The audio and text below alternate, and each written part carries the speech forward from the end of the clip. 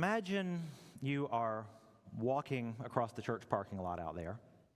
It's a nice day, blue sky, a few clouds. Suddenly, I come running out of the church, and I run right up to you. You can tell right away that I'm upset. I look distraught. "Pastor Jonathan," you say, "what's wrong? What's the matter?" "I was just in the church," I say. "And do you know what I saw? Right there in the sanctuary? A cross." You're thinking maybe you've misunderstood me somehow, so you ask me, "A cross in the sanctuary? What's wrong with that? Was something wrong with the cross?" Wrong with it? It was a cross in the church.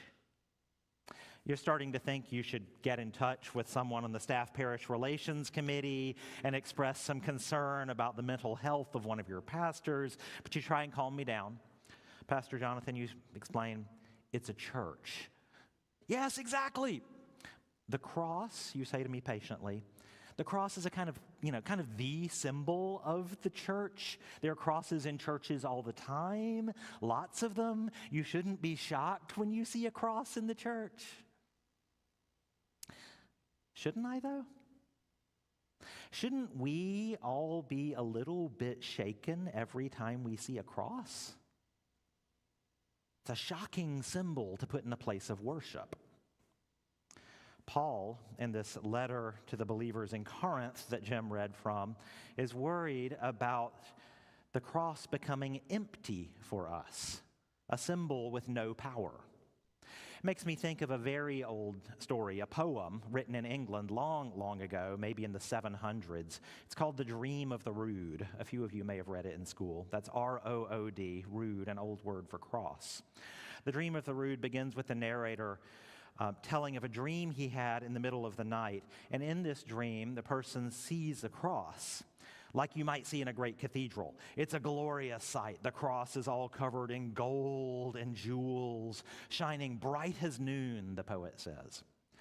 But then on one side, through all those gold and jewels, encrusted covering of the cross begins to bleed.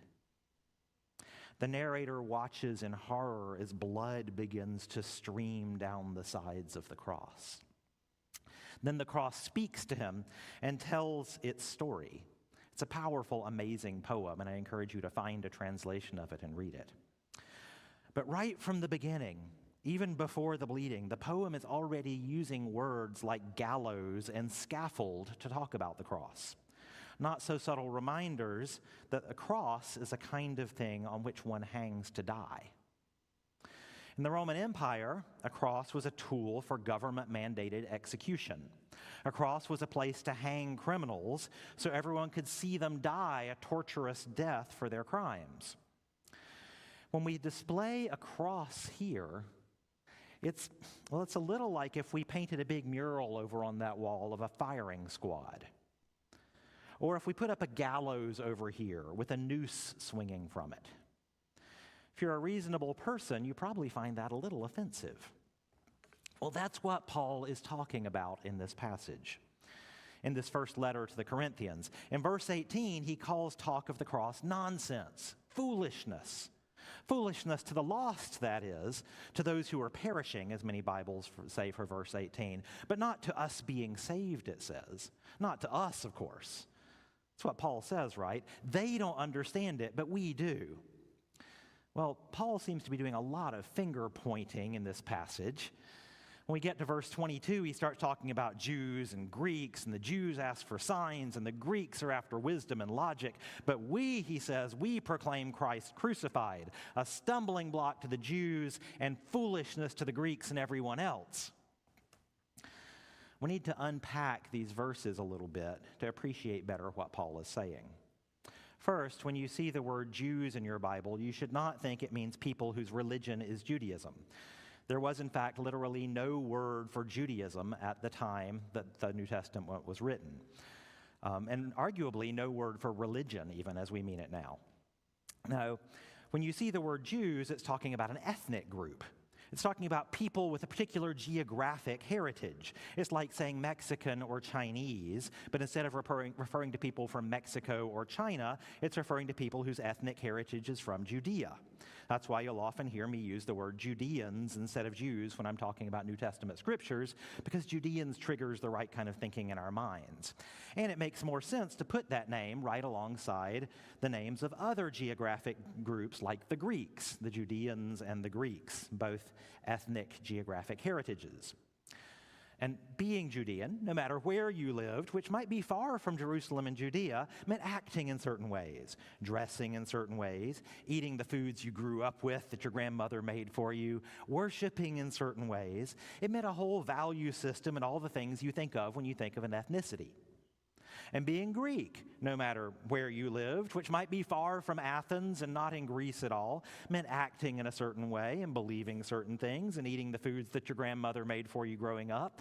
It meant a whole value system and all the things you think of when you think of an ethnicity. Now think about what it's like to be someone whose ancestry is from one ethnicity, growing up and living in a place where most of the people around you are a different ethnicity. You inhabit two worlds, two ethnicities. Plenty of people in the United States, including quite a few of us around here in the Triangle area, know what this is like. You might find growing up that the expectations of your grandparents don't match the expectations of the people sitting next to you in school. Everyone in the Raleigh-Durham area who's Mexican-American or Chinese-American or Indian-American has lived this. Now here's the thing. Paul, also named Saul, was of Judean ancestry. But he was born and grew up closer to Athens than Jerusalem. It's in what's now Turkey. But he was squarely in Greek-dominated culture. So what is Paul? It's like when we say Mexican-American, he's Judean Greek. Now let's go back to those verses. Judeans ask for signs, and Greeks are looking for wisdom and cleverness. Except Paul isn't pointing out, he's pointing in. This isn't an accusation, it's a confession. And then there's that word stumbling block. The Greek word is scandalon. If that sounds familiar, it should. Scandalon, it's where we get our word scandal.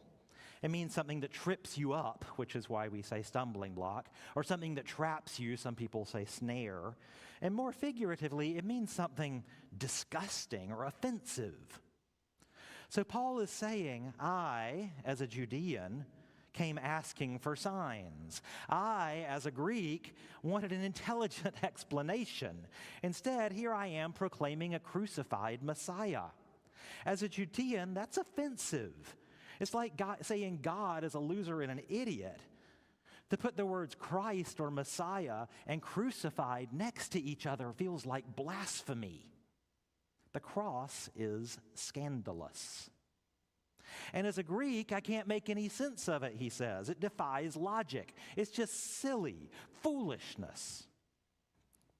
Of course, we, living here 2,000 years later, are neither Judean nor Greek, but we are their inheritors. Do you find yourself demanding signs? I'll believe it when I see it. Do you expect a logical explanation for everything? Scientific evidence? It may be 2,000 years later, but our confession wouldn't be so different from Paul's, would it? So why do we do it then? If the cross is so offensive, so illogical, why do we put it up in our churches, build it into our buildings, put it even on our own bodies? Paul spells it out for us. We use the cross as our symbol because of what it means to us, and it means the power of God. The cross means the power of God in contrast to the world's ideas about power. The Roman Empire, like so many before it in so many sense, thought that true power meant the power to kill. It would kill its own people to prove it. So would our own empire. As I speak to you today, there are over 2,000 American citizens condemned to die and waiting for their execution. But killing your own people isn't power, it's failure. When we hold up a cross, we are saying we are not afraid of the powers of this world. We know that God's power will prevail. So do not doubt it for a second. When we display a cross, we are making a political statement. But the message of the cross is more than a political statement. The message of the cross is not just opposition to the powers that be. When Jesus hung on the cross, it was alongside others who were condemned to die. Our Messiah was willing to be on death row alongside true criminals. Because every one of those 2,000 people waiting to die in American prisons right now matters that much to God. The message of the cross is a message of solidarity. When we display a cross, we are proclaiming that no one, no matter what, is beyond the love of God. That's a good message for the cross to represent. It's a good sign. It makes sense. I made a good argument for it, I thought, with clever words. It was logical. But which way was I pointing when I pointed at the empire? Which way was I pointing when I pointed at those convicted to die? Have I still not learned Paul's lesson? The completely foolish proclamation of the cross, the one that is the power and the wisdom of God, is the one we heard in the gospel reading. No, not the one we think we heard, the one I have so much trouble wrapping my mind around because it's not logical, and so much trouble wrapping my heart around because I want a sign, oh God, that it's even possible. God did not send the Son into this crazy, messed up, death-drunk, power-hungry world to condemn it. But in order that this crazy, messed up, death-drunk, power-hungry world might be redeemed, the whole thing, in some way that I can't even imagine, through him. Why not just burn it all down? I don't understand it. That kind of love is scandalous. And so I lift high the cross, because even though I can't make sense of it, I know that kind of love is good news. I lift high the cross because when we demanded signs, the sign God gave us is this cross-shaped, sacrificial, triumphant sign. I lift high the cross because I am a servant of the crucified, and I bear on my soul the seal of him who died. I lift high the cross so that lifted high the world might see on this glorious tree our God and be drawn into glorious life together. I lift high the cross because it lifts up my voice with it in a song of praise to the crucified for victory. And not just victory over death, but victory into life. Hey, I was here in church. Do you know what I saw? All over the sanctuary. I saw the cross, and it was full of power, and it was glorious.